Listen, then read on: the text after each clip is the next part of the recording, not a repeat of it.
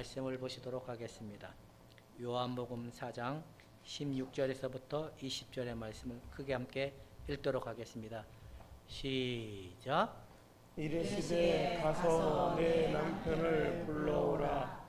여자가 대답하여 이르되 나는 남편이 없나이다. 예수께서 이르시되 내가 남편이 없다 하는 말이 옳도다. 너희에게 남편 다섯이 있었고 지금 있는 자도 내 남편이 아니니 내 말이 참되도다. 여자가 이르되 주여 내가 보니 선지자로소이다. 우리의 조상들은 이 산에서 예배하였는데 당신들의 말은 예배할 곳이 예루살렘에 있다 하더이다. 아멘. 기도하겠습니다. 예배의 장소는 예수 그리스도라고 우리가 정리했습니다. 이곳도 아니고 저곳도 아닌 우리의 영혼 안에서 예수님 안에서 하나님 앞에 신령과 진정으로 예배하고 하나님과 소통할 수 있는 은혜의 자격을 입혀주신 그 사랑 앞에 다시 한번 감사드리오니 우리의 심령을 주의 거룩한 성전이 되게 하여 주시옵소서. 예수님의 이름으로 기도하옵나이다. 아멘. 하나님께서는 우리를 예배자로 불러주셨습니다. 예배자가 되기 위해서는 조건이 있어야 되는데 그 조건이 뭐냐? 예수님의 접붙임, 예수님과 법적인 연합이 먼저 이루어져야 된다는 겁니다. 법적인 연합이 일어난 그들에게는 또 무엇이 일어나느냐? 생명적 연합이 일어난다는 겁니다. 그리고 교회적 일치도 일어나게 되어 있다는 겁니다. 화요일 날 지방회가 있어서 갔습니다. 거기에 그 지방회의를 하면 올바른 소리를 제일 많이 하는 두 분이 제 앞에 앉아 있었습니다. 그분들은 완벽주의적이고 통솔적 능력이 강하신 분들이다 보니까 회계가 10원만 빠져도 그걸 꼭 찾아내서 왜 어디다 썼는지 무엇인지 그만큼 깐깐하신 분들인데 제가 이제 그 식당을 찾아가는데 잘 모르고 그분은 그 지역을 꽉 잡고 있는 분이라 제 옆에 탔는데 제가 조심스럽게 물었습니다. 목사님, 왜 이렇게 부드러워졌어요? 뭔가 달라졌네요. 라고 물었어요. 그랬더니 이제 이분이 자기 이야기를 쭉 하는 거예요. 사모님이 딸내미 대학 마지막 등록금을 해결하기 위해서 걷지도 못하시고 학교 강의를 다니시는데 유일한 수입업은 그거밖에 없는 상황 속에서 그래서 강의를 하다가 화장실을 걷지를 못하니 못 가다 보니까 기저귀를 찰 정도로 그렇게 하면서 자녀들을 가르치고 했는데 이 목사님은 전립선 몇 년 전에 전립선 암이 와서 모든 것들이 다 무너지게 되고 또한 그 교회는 나름대로 성도들도 있었고 어느 정도 잘 돌아가고 목사님 사례비도 좀 받는 그런 입장이 되었는데 이 목사님이 코로나로 인하여 성도들도 아직 어떻게 됐는지 몰라도 많이 없어지게 됐나 봐요. 그러다 보니까 목사님의 사모님을 케어하고 매달리고 이러다 보니까 깨달은 게 있었던 거예요. 자기가 철저한 행위 중심적 목회의 우두머리였다는 걸 알았던 거예요. 그러니까 율법 중심적으로 성도들에게 열심과 수고와 땀을 가르치고 이러면서 자기가 그렇게 성도들을 이끌어왔다는 것을 쭉 이야기하는 거예요. 근데 또 밥 먹는데 그 두 분이 제 앞에 앉아 있는데 한 분은 우리 성도님들도 같이 만나서 밥을 먹었던 그분과 두 분이 앉아 있는데 그 밥을 같이 먹었던 목사님 자기는 교회 부목사로 있을 때 자기가 뭐 새벽 기도를 개설을 하면 담임 목사님이 새벽 기도하면 안 모이는데 자기가 새벽 기도 모임을 하면 한 1000명씩 모였대요. 그만큼 막 기도해주면 사람들이 뒤집어지고 막 그런 현상이 일어나는 그렇게 많이 했던 분인데 이분의 고백이 뭐라고 얘기하냐면 자기는 몸이 망가진 거예요. 그분이 다 망가지고 난 다음에 그분이 얻은 결론이 뭐냐면 자기가 하나님이 이 생명을 연장해 주지 않고 데려갔다면 지옥에 갔을 거라고 구원받지 못했을 거라고 철저히 자기가 예수님을 복음을 가장한 율법으로 성도들을 가르치고 이끌어왔지만 정작 자기에게는 예수와 아무 상관이 없는 그런 목회를 하고 있었다라고 하는 두 분의 이야기를 들으면서 상당히 저도 은혜를 받고 왔습니다. 많은 사람들은 실패에 통하여 많은 사람들은 뒤집어지고 엎어지고 하나님을 떠나고 별 이양의 사람들도 많지만 결론이 뭐였냐? 하나님은 실패를 해야 주님을 만나는 그 은혜의 공식을 모두에게 적용하는 사실을 발견케 했습니다. 사람들은 잘 모릅니다. 자신이 예수와 접붙임을 받고 있는지, 예수의 생명의 근거로 하나님 앞에 나아가는지 잘 모릅니다. 다 자기 율법에, 자기 자아에, 자기 힘으로 자기가 생각한 이상을 가지고 예수를 믿는다고 말하지만 생명의 능력이 나오지가 않는다라는 겁니다. 그러다 보니까 그 괜찮아, 자기 합리성, 타당성에 빠져 예수님을 모르는 결론에 이르는 사람들이 상당히 많은데, 오늘도 그 내용 가운데 대표적인 그런 특성을 가진 사람이 누구였냐? 바로 사마리아 여인이었다는 겁니다. 사마리아 여인은 나름대로 자기 나름대로 신념과 토착되어 있던 신앙의 토대를 가지고 있을 때 사마리아 우물가에 예수님 찾아가서 예수님을 만나면서 이가 영적인 변화가 일어나는 그런 사례가 오늘 나오고 있는 내용이 바로 사마리아 여인의 내용이라는 겁니다. 그래서 사마리아 여인의 이 어떻게 변화되고 어떻게 생각이 바뀌었는지 한번 이 내용을 가지고 은혜를 나누려고 합니다. 사마리아 여인은 전통을 자랑스럽게 여기는 전통주의자다라고 말을 하고 있는 거예요. 이게 뭐냐? 이 여인은 그럴 수밖에 없어요. 철저히 누구로부터 이 사상을 가지고 하게 됐냐면 모세 오경. 모세가 세겜 땅에서 그 그리심산에서 축복한 그 토대, 그리고 모세 오경이 얘기하는 그 근거, 이런 거를 철저히 근거를 두다 보니까 이 여인은 자신은 그냥 나름대로 하나님을 예배하고 하나님을 찾는 자들이라고 생각했지만 그의 생각은 바뀌지가 않게 되었다라는 겁니다. 첫 번째, 이 여인의 전통의 핵심은 뭐냐? 바로 야곱의 우물과 그리심산의 예배를 소중히 여겼다라는 겁니다. 야곱의 우물은 야곱이 하란 땅에서 돌아와서 세겜 근처에다가 우물을 팠는데 우물의 깊이가 얼마인지 아세요? 우리 3층에서 1층 내려가는 깊이인 거예요. 이스라엘 백성들은 여행을 다닐 때 곳곳에 우물이 있는 것을 다 알아요. 근데 그 물을 먹기 위해서 뭘 준비하고 다녀야 되는지 아세요? 우리 뚜레박 뭔지 알죠? 뚜레박. 그 뚜레박의 발전이 펌프, 이렇게 수도 이렇게 펌프를 해서 물 붓고 펌프질을 해서 물 하는 수도 그걸로 바뀐 거, 그거에 발달된 게 모터가 나오고 거기에 발달된 게 이제 저거잖아요. 상수도가 나오고 이런 개념으로 바뀌었듯이 우리도 그런 역사적인 문화의 배경이 있듯이 이스라엘 백성들은 곳곳에 항상 그 우물가에 있는 중심으로 모이고 우물가의 중심에 그들의 모든 생활 여건이 있다 보니까 여행자들은 반드시 뚜레박을 준비하지 않으면 먹고 싶어도 먹지 못하는 거예요. 너무 그 물이 깊으니까 30m 정도 되니까. 그러니까 이 여인이 사람들의 눈을 피하고 유대인들의 그 시야를 편해서 사마리아 그 야곱의 우물가에 왔을 때 예수님이 나에게 물 좀 달라라고 하니까 이 물은 너무 깊어서 먹지 못하는데 그럴 때 예수님께서 내가 물을 달라 하는 이가 누군지를 네가 알았다면 더 이상 목마르지 않을 거다 이러면서 쭉 이야기를 하니까, 그러면 내가 알고 있는 야곱의 우물보다 당신이 더 큰 자입니까? 이런 질문을 하는 거예요. 이런 내용 가운데 있었을 때 바로 나온다. 두 번째, 그리심산의 전통, 바로 모세 신학을 계승한 모세 오경만을 고집하는 그런 내용이 나오는데, 모세 오경을 고집했던 이유가 뭐냐면 신명기 27장에 사마리아의 중심지인 12지파의 언약 체결식이 일어나고 있다고 보기 때문이라는 겁니다. 상당히 이런 의미적인 토대가 있지만 이 생각적 틀에서 이들은 뭘 보지 못했냐면 선지자는 알고 있었어요.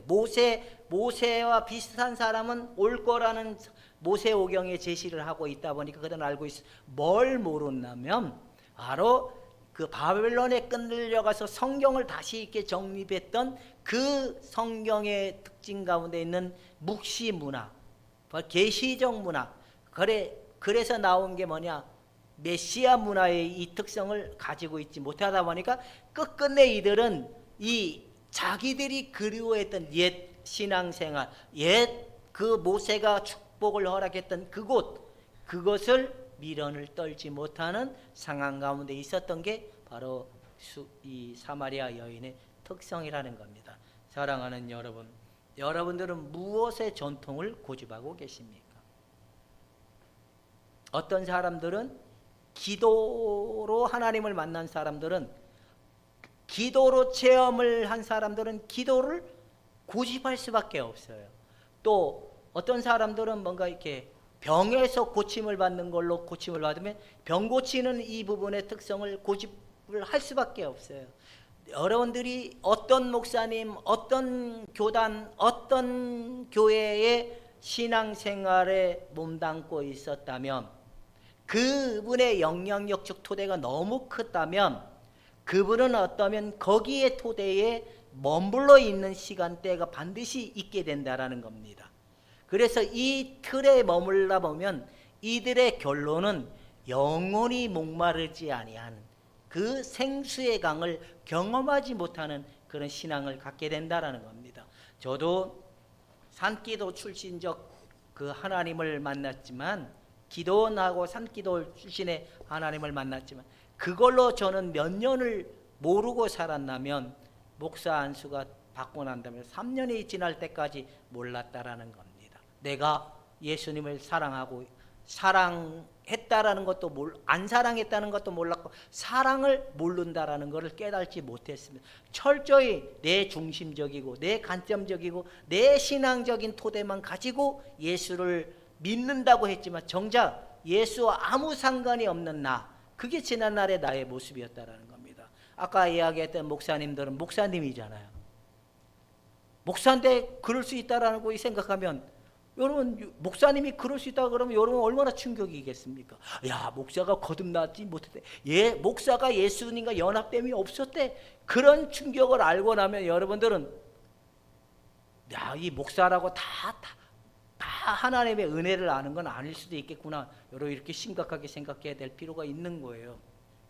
마찬가지로 어떤 토대와 어떤 사상과 어떤 개념에 우리 마음이 묶여져 있는지를 보지 못하면, 깨닫지 못하면 우리는 아무리 애를 써도 주님이 받으실 만한 예배가 될 수 없다라고 지난주까지 얘기했습니다.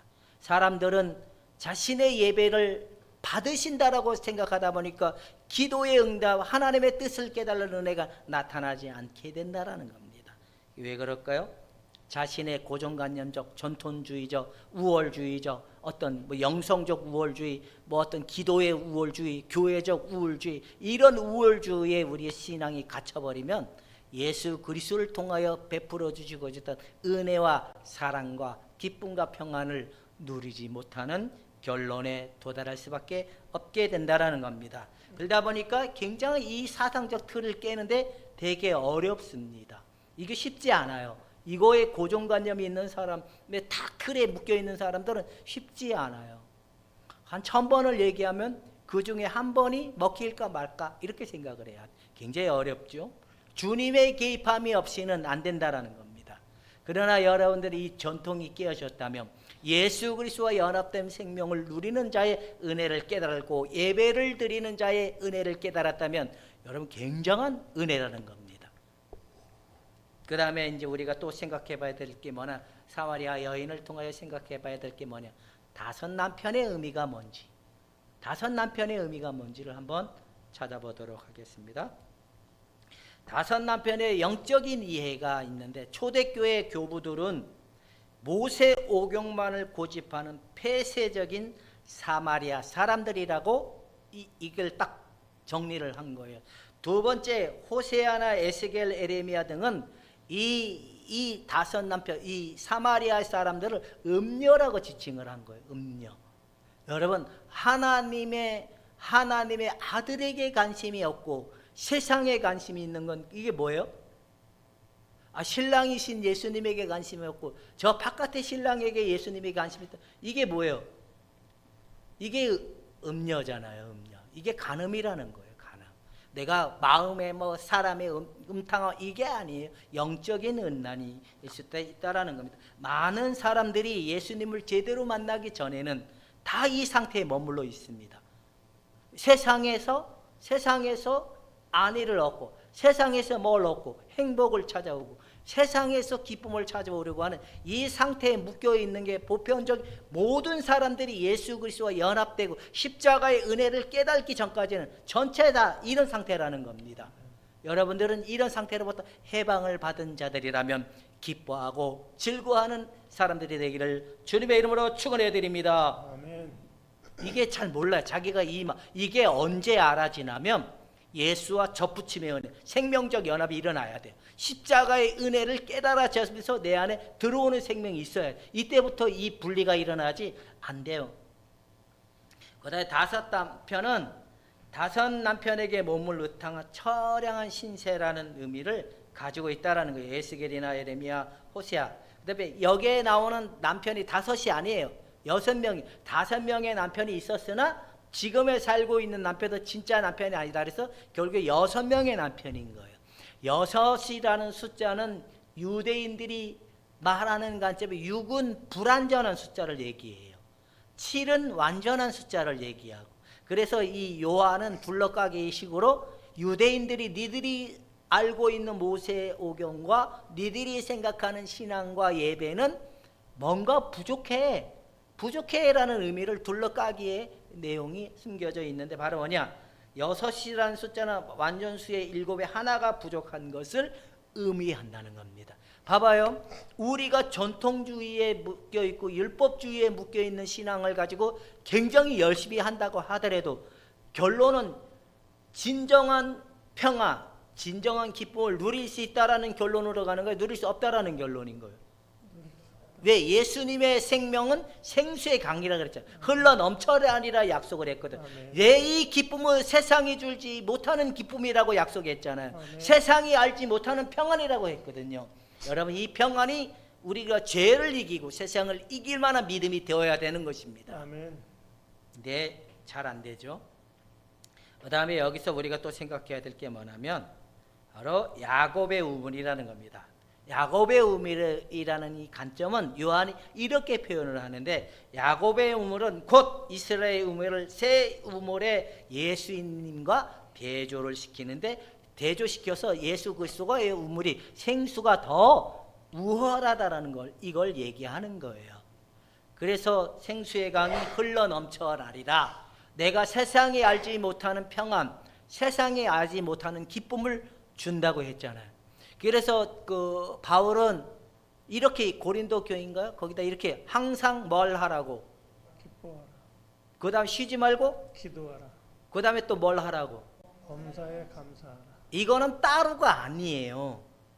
따로가 아니에요. 하나예요, 하나. 이게 어디로부터 맺어져서 하나가 되냐면 예수 그리스도의 생명적 토대 안에 하나로 흘러나오는 관점인 거예요. 여러분들은 각각의 생각으로 했던 거죠. 각각의 생각으로 하면 내가 뭘 해야 돼요? 기도해야 되고 내가 또 뭐 해야 돼? 기뻐해야 되고 또 뭐 해야 되고 감사해야 되고 기도해야 되고 그 사람은 결론은 기뻐하고 감사하는 일이 안 생겨요. 조금만 기도 생활 못하게 해봐요. 그 사람의 믿음이 흔들릴 것 같아. 흔들림이 반드시 일어나요. 이거는 진짜입니까 가짜입니까? 봐봐요. 어떻게 열심히 내는 사람들이 있잖아요. 제 친구 고향 친구가 이제 자기 딸내미가 아들내미가 결혼한다고 띡똑 초청장이 왔어요. 그래서 저는 드디어 이제 친구들을 한번 만나볼 용기가 생겨서 야야야 내가 한번 네 아들 결혼식에 가려고 하는데 내가 가면 네 친구들이 모일까? 어쩌고저쩌고 막 얘기하는데 자기 과거적 고려장 얘기를 하는 거예요. 뭘 얘기하냐면 제주도에 살다가 제주도에 구세군 교회를 다녔대. 구세군 교회를 다니면서 교회가 쓰러져가는 교회에 들어가서 교회를 지었대요. 그리고 교회를 짓고 난 다음에 보니까 또 사택이 없더래요. 사택이 없어서 자기네 전부를 들여서 사택을 졌대요. 막 처음에는 자랑하듯이 얘기할 결론이 뭔지 아세요? 나가 떨어진 거. 기쁨이 없는 거예요. 신앙의 기쁨과 평안이 없는 거예요. 네, 그래 네 열심으로 한 신앙은 결과는 그거야. 예수의 생명으로 나오는 기쁨은 해도 지치지 않는 게 이 생명적 능력이야. 그게 네 가짜야. 네, 그랬거든요. 이가 뭐 새벽 기도고 어쩌고 저쩌고 막 그렇게 얘기하길래 그딴 소리 하지 말고 네가 지쳤다는 건 네가 잘못 믿은 거야 라고 얘기를 했거든요. 야, 나는 목사고 걔는 권사고 머리 사상에 이게 심겨 목사님한테 함부로 하면 안 된다는 게 제가 막 불편할 정도. 어머, 목사님인데 내가 이런 말, 니네 교회가 담임 목사님 목사고 나는 너에게 친구야. 그러니까 네가 날 부담스럽게 하지 마. 그래 했거든요. 걔 지쳐가지고 그래 네가 잘했으면 지치지 않지. 네가 잘못했기 때문에 그런 거. 바로 그거라는 겁니다. 우리의 사상이 예수님의 생명적 우물의 깊이에 있어 우리의 샘물을 받아먹는 영혼의 깊이가 되지 않는 영혼들은 한계가 온다라는 겁니다. 그래서 실패케 하시는 은혜의 하나님이라는 겁니다. 여러분들도 과거적에 다 실패를 한번 해봤죠. 아무리 해도 안 된다. 기쁨이 없어요. 자유가 없어요. 평안이 없어요. 감사가 없어요. 왜? 이건 내가 하는 감사는 일시적인 거예요. 그러나 주님이 하는 감사는 지속적인 거라는 겁니다. 주님이 주는 기쁨은 지속적이라는 겁니다. 주님이 주는 평안은 기쁜 것이라는 겁니다. 근데 많은 사람들이 자기가 이 기쁨을 가져보려고 하면 많은 사람들이 생각하는 패턴이 첫 번째 뭐냐? 하나님의 은혜가 부족하다. 은혜를 받으러 가야 되겠다. 뭔가 기도를 해야 되고 또 뭔가 은혜 있는 장소를 또 찾게 되고 이게 잘못된 논리인지를 잘 모르기 때문에 그런다는 겁니다. 그래서 이스라엘의 우물은 육적 갈등은 해결할 수 있지 모르나 인간의 근원적인 목마른 영적 갈등은 해결할 수 없다. 사랑하는 여러분, 육의 관점을 가지고 교회를 이끌어가면 성도들은 좋아할 수는 있어요. 여기에 성가대를 해놓고 우량 착착 목사도 성우 연습을 해가지고 목소리도 굉장히 달달하게 만들고 우렁차게 만들고 설교도 잘 다듬어가지고 사람들에게 감동을 주듯이 설교를 하면 사람들은 좋아할 수 있어요. 그러나 뒤돌아서면 또 배고파요. 이 배고픈 증세를 무슨 증세라 그러죠? 거식증이라 그러죠. 먹어도 배고파하는 사람들. 치매 환자들이 그런 게 있으면 계속 밥 안 줬다고 뭐라 그런 게 있잖아요. 바로 예수를 믿으나 그들이 갈급하다면 수상한 거예요, 안 수상한 거예요? 수상할 수 있다라는 겁니다. 주님이 우리에게 물으십니다. 나의 샘물은 영원히 목마르지 아니하리라. 이 은혜가 여러분들에게 넘쳐나는 생명의 기쁨이 되기를 주님의 이름으로 축원해 드립니다. 아멘. 그래서 오늘 제가 예수님과 대화로 변화된 변화가 나타난 여인의 관점을 네 가지로 접근했습니다. 첫 번째 뭐냐? 첫 번째, 이 사마리아 여인은 예수님을 유대인이라고 본 거예요. 두 번째는 야곱의 울물보다 더 큰 자라고 본 거예요. 그러면서 이제 나타나는 게 뭐냐면 선지자라는 이 깨달음이 온 것이 뭐냐? 5 남편에 대한 거를 콕 집어서 네 남편 데리고 와라. 없습니다. 남편이 5명이나 있었는데 지금 남편이 시원치 않습니다. 그러면서 여인이 자기의 숨겨져 있는 뭐를 들춰내시니까 자신의 허물과 숨기고 싶은 이 상태를 끄집어냈을 때 이 여인은 그걸 뭐라 여겼냐면 선지자들만, 하나님이 보내신 자들만이 이런 형태를 할 수 있다라는 게 보편화되어 있는 거거든요. 왜? 이들은 처음서부터 하나님께서 이스라엘 백성들을 끄집어낼 때 기적과 이적을 가지고 끄집어냈잖아요. 그래서 하나님이 보낸 자라고 생각하면 유대인들은 반드시 기적이 일어나는 사람이 진짜 하나님이 보내신 선지자라는 이 사상이 굉장히 깊이 깔려져 있었던 거예요. 그러니까 이 여인이 자기 그런 모습을 보고 선지자라는 생각을 가진 거예요. 선지자라는 그 생각을 가지다가 이제 모세 다음으로 오는 그런 사람으로 생각하다가 이제 메시아라는 사상으로 마지막 넘어가게 되면서 내가 메시아다라고 얘기를 하는데 성경에서 예수님이 메시아라고 자기를 인정한 구절 성경은 여기밖에 없어요. 다른 데는 없어요. 그러면서 이 여인이 변화가 일어나면서 이제 그다음부터 나타나는 행동이 뭐냐면 자기가 메시아를 만났다, 하나님의 구원자를 만났고 선지자를 먹고 하나님을 만났다, 이렇게 하면서 그 사마리아 지역에 가서 수많은 사람들에게 복음을 전가하고 그들을 예수님께 끌고 돌아오는 이 변화의 과정이 그렇게 일어난다라는 겁니다. 근데 사람들은 이런 관점을 가지고 하지만 우리의 영적인 변화는 어떻게 일어나야 되느냐, 어떻게 우리에게 일어나야 되느냐, 이 출발점이 뭐냐? 첫 번째는 십자가라는 겁니다. 십자가를 건너뛴 사람들은 반드시 십자가에 다시 십자가를 가지고 하나님 앞에 서는 자들로 반드시 세우는 시기가 온다라는 겁니다. 이전에 우리가 가지고 있는 그 뭐 전통주의, 어떤 율법주의, 또 뭐 기복주의, 또 뭐요? 그 다음에 최고주의적 어떤 그런 이기적인 이런 것들을 어디에다 반드시 세우는 때가 오냐? 십자가의 은혜 앞에 세우는 날이 온다라는 겁니다. 그래서 우리가 제일 잘 아는 십자가는 바로 하나님께서 로마서 6장 6절 7절 8절의 은혜를 먼저 경험케 한다는 겁니다. 두 번째, 우리를 반드시 세우는 날의 십자가의 은혜는 뭐냐? 내가 예수와 함께 죽었다고 말하는 갈라디아서 2장 20절에 확정된 은혜의 각인됨이 먼저 들어와야 돼요. 이 들어오면서 우리의 심령의 변화가 일어나기 시작하고 깨달아지는 거예요. 자기가 뭐 때문에 예수를 믿었고 뭐 때문에 예수를 이때까지 붙들었는지에 대한 이 생각이 바뀌면서, 아하, 내가 예수님을 믿은 게 아니라 내 잘 먹고 잘 살기 위해서 예수님을 팔아먹고, 이게 깨달아지는 거예요. 내가 예수님을 사랑해 본 적이 없다는 것도 깨달아지는 거예요. 그래서 반드시 우리는 하나님의 생명의 은혜의 기쁨을 누리기 위해서 무엇을 깨달아야 되고 무엇을 반드시 걸쳐가야 되냐? 십자가의 은혜라는 겁니다. 십자가의 은혜를 발견된 사람들은 이제 해 아래 부끄러운 것이 없습니다. 왜? 내 과거는 이미 예수와 함께 죽었고 오라 새로 피조물이기 때문에 더 이상 수치심이고 두려움이고 불안이고 그들의 영혼을 주저앉힐 수 없는 겁니다. 이런 확실한 변화가 일어나기 때문에 예수를 더 굳건히 믿게 되고 예수를 굳건히 따라가는 은혜가 나타나게 된다라는 겁니다. 여러분들도 전통에 머무르지 말고 과거에 본인의 내면에 숨겨진 여러 가지 만난 하나님을 다 내려놓고 십자가에부터 은혜가 있었는지를 한번 점검해 볼 수 있기를 주님의 이름으로 축원해 드립니다. 아멘. 이 십자가를 저기한 사람들은 이제 믿음에 의해 그 사실을 받아들이는 그리스도인들에게 원천의 힘이 된다는, 예수님의 죽음이 누구의 것이라고, 내 것이라고 받아들이는 은혜가 그 속에 일어나는 거예요. 아침에 임민지가 오늘따라 엄청 일찍 왔어요.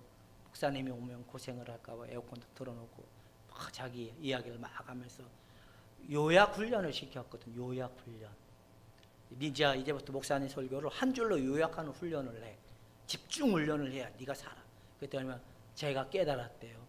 내가 그 이야기를 들으면서 내가 분명히 그 죄인이라고 하는 말은 저번 주 설교에는 안 낸 것 같은데 이런 생각이 드는데, 근데 그 아이는 얼마나 그걸 많이 마르고 닥도로 듣고 읽었는지 자기가 죄인이라고 인정하지 못하는 자기 모습을 본 거예요. 그래서 하나님의 성령이 너 죄인이야 그러면, 주님 잠깐만요, 내가 하나님을 위해서 이렇게 봉사도 하고 이렇게 헌신을 하는데 하나님 왜 내가 죄인입니까? 얘는 자꾸만 두려운 거예요. 죄인이라고 인정을 하면 큰 심판을 받을까 봐 두려워서 죄인이야 라고 성령이 물으면, 내가 왜 죄인입니까 주님? 그 얘는 이제 그래 막 했어요. 야, 네가 태어날 때부터 죄 허물로 죽은 자야. 그래 네가 아무리 애쓰고 해도, 네가 아무리 하나님 앞에 잘하려고 해도 넌 죄인이야. 처음 들어보는 말이에요. 죄와 허물로 죽었다. 얼마나 성경을 안 읽었으면 그 에베소서에 나오는 죄와 허물로 너희가 죽었다라고 얘기하는 사실도 인정하지 않고 처음 들어봤대요. 그래서 야, 네 저기 가서 네 하나님한테 내가 죄인이었어 빨리 인정하고 해. 목사님 밑에 가서 커피 한 잔 받아가지고 올 테니까 갔더니 목사님 눈물이 난대요. 원래 그래요. 자기가 죄인이었을 때, 이 깨달아지는 은혜의 상태일 때 죄인이라고 인정을 하면 엉엉 우는 사람이 있고 뭐 심하게 우는 사람이 있고 뭐 찔끔 우는 사람이, 어쨌든 눈물은 나요. 눈물은 나지만 그것도 괜찮은 은혜라는 겁니다. 이런 은혜가 있어야 되는 거예요. 여러분 다 있으셨죠?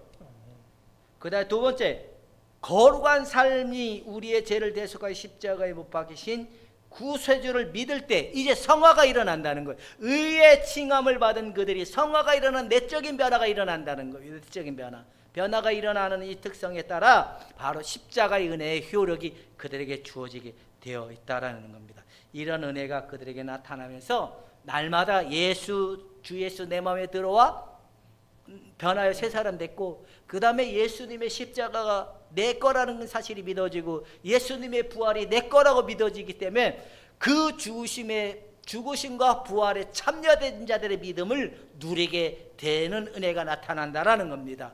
근데 사람들은 잘 안 되죠. 그러나 우리가 이 은혜를 발견하기 전에는 철저히 자기 때문에 하나님을 사랑한다라는 걸 알아야 돼요. 왜 그럴까요?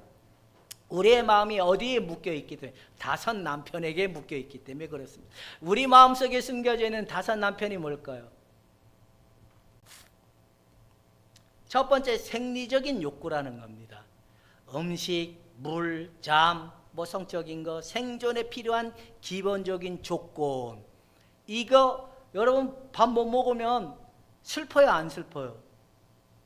잠 못 자면 짜증나고 막 힘들고, 이게 인간의 가장 기본적인 생리적인 욕구.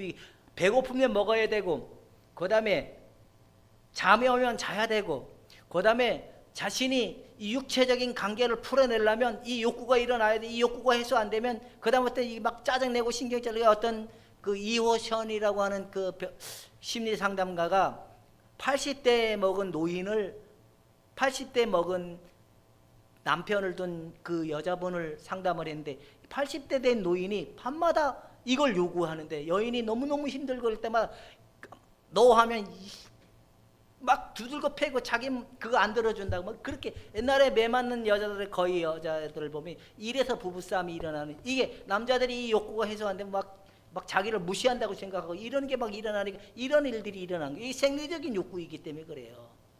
그 다음에 두 번째 욕구가, 또 두 번째 남편이 뭐가 있어요? 안전에 대한 게 있어요. 이거 신체적인 안전, 주거, 직업 안전, 건강, 이 모든 것들로부터 보호받고 싶어하는 이 욕구를 기본적으로 가지고 있기 때문에, 이것 때문에 하나님한테 뭘 달라고, 큰 집 달라고, 하나님한테 또 뭘 달라고, 돈 달라고, 또 뭐 달라고요? 하나님한테 건강 달라고 다 하는 이유가 다 이거예요. 이해가 가세요? 안 그래도 이게 있기 때문에, 나 때문에 누구를 사랑한다고요? 나의 이익 때문에 하나님을 사랑하는 조건이 반드시 있게 돼 있어요. 그리고 여기에 걸려든 사람들은 복을 받아보기 위해서 뭘 해야 될까요? 굉장히 열심히 교회에 충성하면 신문대로 걷는다라는 이것 때문에 하는데, 내가 또 아까 얘기했던 그 목사님 두 분 중에 한 분한테 또 물어, 목사님 천국에 가면 지금까지 상급이 있을까요? 내가 보기엔 예수님의 상급론인 것 같은데, 진짜 상급이 있을까? 왜냐면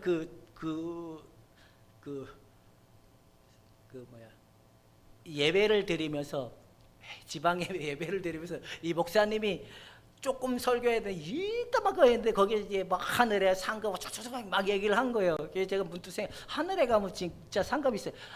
이 새빨간 거지 뭐. 그분이 막 그렇게 얘기하는 거예요. 상급은 예수님인데 그렇게 하니까 사람들이 그냥 상급을 받아보려고, 이게 다 예수를 잘 몰라서 그런다고 막 그러는 거예요. 여러분, 인간은 내면에 이런 게 있기 때문에 뭔가 달콤한 사탕을 딱 던져주면 덥석 물을까요, 안 들을까요? 나는 물었던 적이 있었다. 이게 바로 이 다섯 남편 중에 하나를 마음에 품고 있기 때문에 그러는 겁니다. 그러니까 다섯 남편의 그 사마리아 여인 보고만 우리가 잘못했다고 얘기하면 안 돼. 우리가 십자가를 만나기 전에 반드시 이걸 있다는 걸 인정이 되어야 돼요. 세 번째 뭐냐? 사회 소속에 대한 게, 소속과 결국에 뭐예요? 세상 속에 뭘 받는 사람, 사랑받고 인정받는 사람이 되려고 하는 이 욕구가 기본적으로 깔려 있다는 거예요. 그래서 하나님 보고 날 뭘 해달라고, 우리 자녀들을 어떻게 해달라고, 남들보다 조금 더 잘되게 해달라고, 이런 마음 솔직한 얘기로 다 있었죠. 이게 인간의 기본적인 욕구이기 때문에 그런 거예요. 그런데 또 무슨 욕구가 있어요? 존경받고 싶어하는 욕구가 있어요. 존경받고 싶은 욕구가 있는데 존경을 못 받으면 남편들은 기가 꺾일까요, 안 꺾일까요? 꺾이죠. 저처럼 심장이 작은 사람들은 꺾일란지 모르지만 여기 앉아 계신 남편분들은 하나도 안 꺾일 것 같아요. 여러분, 이 기본적인 욕구가 인간의 심리에 깊이 붙어 있는 이거기 때문에 철저히 자기 때문에 하나님을 사랑하는 거예요. 이건 이익 조건이지 진정한 사랑이 아니라는 겁니다. 네 번째, 그 다음에 이제 다섯 번째 뭐냐? 자아 실현의 욕구라는 겁니다. 우리가 우리의 자아가 하나님 앞에 뭐 쓰임 받고 자아가 뭐 올라가고 내려가고 뭐 하여튼 네가 개발해야 된다 뭐 이런 게 뭐냐? 결국에 인간이 가지고 있는 내면의 심리 다섯 남편이라는 겁니다. 나는 이 다섯 가지 중에 한 가지도 걸릴 것이 없다. 한번 손 들어보실래요? 다 있을 거예요. 인간의 기본 패턴이기 때문에 이해가 되죠. 저는 여기서 이건 것 같아요. 딱 꽂히면 두 번째하고 네 번째가 나한테 제일 높았던 것 같아요. 어떻게든지 난 사회에서 인정을 받을 거야. 난 사회에서 목회에서 성공할 거야. 목회 잘 되면 나는 존경하고 인정받을 거야. 이러는 거 있잖아요. 이게 되게 높았던 것 같아요. 근데 여러분들은 아니죠. 이런 게 우리 마음속에 십자가의 은혜로 죽어지지 않으면 하나님 때문에 하나님을 사랑하지 않습니다. 결국엔 자기 때문에 이것 때문에 결국 율법주의적인 토대를 가지고 신앙생활을 하지 철저히 십자가의 은혜로 신앙생활을 안 하게 되어 있다는 겁니다. 여러분들의 마음은 어떤 상태입니까? 십자가의 은혜를 통하여 하나님 때문에 하나님을 사랑하는 자다. 아직도 다섯 남편 때문에 하나님을 사랑하는 자다. 여기서 손들라 그러면 한 명밖에 없습니다. 김민지밖에 없습니다. 자기 때문에 하나님을 사랑한다는 걸 고백을 했으니까. 그 다음에 또 우리의 마음속에 숨겨져 있는 다섯 남편이 있는데 그게 뭔지 아세요? 첫 번째는 이 토대를 가지고 우리가 철저히 세상을 갈망하는 이걸 가지고 있다는 세상. 이걸 두 번째는 뭘 가지고 있냐? 죄에서 태어났기 때문에 죄를 쫓아가고 죄를 짓는 이걸 가지고 있는 특성이 있다는 거예요. 세 번째는 또 뭐가 있을 거예요? 율법의 지배를 받는 이 율법주의적인 신앙을 하지 말라 그래도 하게 되어 있어요. 왜? 십자가의 은혜가 없기 때문에. 그게 율법주의가 되는 거고. 세 번째 누구의 지배를 받게 돼요? 마시의 지배를 받게 된다라는 겁니다. 그래서 철저히 이게 십자가에 어떻게 돼야 돼요? 이 다섯 남편이 어떻게 된다는 거지? 결론은 죽어야 된다라는 겁니다. 예수와 함께 죽은 믿음이 있다면 여러분들은 이제 생수의 강이 흘러넘치리라는 은혜에 잠기는 자들이 될 것입니다. 그래 무릎에 잠기는 은혜가 있고, 그 다음에 또 무릎에 잠기는 은혜가 있고, 허리에 잠기는 은혜가 있고, 가슴에 잠기는 은혜가 있고, 여러분들이 아는 예수와 믿는 예수가 하나 되는 은혜가 온전한 사람이라고 약속했던 것처럼 실제로 그렇게 일어나는 은혜가 나타나게 되어 있다는 겁니다. 아멘. 이러려면 뭐 해야 돼요? 반드시 십자가는 내 것이라고 믿어지는 은혜가 있어야 된다는 겁니다. 십자가를 믿는 사람들이 게을러진다? 아니다. 게을러질 수는 없다라고 칩시다. 근데 너 열심히 낸다? 이것도 또 안 맞는 말이야. 그죠? 열심히 낼 수도 없고 게을러질 수도 없고 도대체 어떻게 하라는 겁니까? 어떻게 해야 될까요? 열심히 하면 내가 하는 것 같고 열심히 안 하면 뒤처지는 것 같고, 그러면 여러분들은 어떻게 해야 될까요? 바로 결론은 이거라는 겁니다. 한번 크게 읽어보도록 하겠습니다. 시작. 믿음을 통하여 우리는 그리스도의 죽음과 부활에 동참할 수 있다. 아멘. 믿음이 아니고서는 하나님을 기쁘실 만한 것이 없다 그랬습니다. 믿음의 주여 온전케 하신 예수를 바라보자. 아멘. 이게 우리의 믿음이 되어야 되는 겁니다. 그래서 이 믿음이 우리의 예배가 되고 우리의 삶이 되고 기준이 된다면 우리 영적인 변화가 점진적, 시간적, 그다음에 또 영혼적까지 반드시 일어나게 되어 있다는 겁니다. 예수의 십자가의 법적인 은혜로부터 시작된 우리가 생명적 연합을 통하여 예수님과 생명의 연합이 흘러 들어오기 시작하면서 또 뭘 누리게 되는 거예요? 그 은혜, 예수님의 죽으심과 부활하심의 효력적 은혜를 통하여 성령이 우리의 옛사람을 철저히 몰랐던 나를 들춰내시고 더 몰랐던 나를 들춰내시고 아주 미친 나를 들춰내서 하나님의 자유와 평안을 맛보아 누리는 자들로 우리를 불러줬다는 은혜를 헛되이 여기지 않기를 주님의 이름으로 축원해 드립니다. 아멘. 이게 복음인 거예요. 이게 복음인 거예요. 복음 앞에는 누구나 다 회복이 될 수 있습니다. 옆 사람한테 복음 안에는 회복이 가능하다. 시작. 복음 안에는 회복이 가능하다. 누구는 되고 누구는 안 되는 게 아닙니다. 모두가 동일하게 되어 있습니다.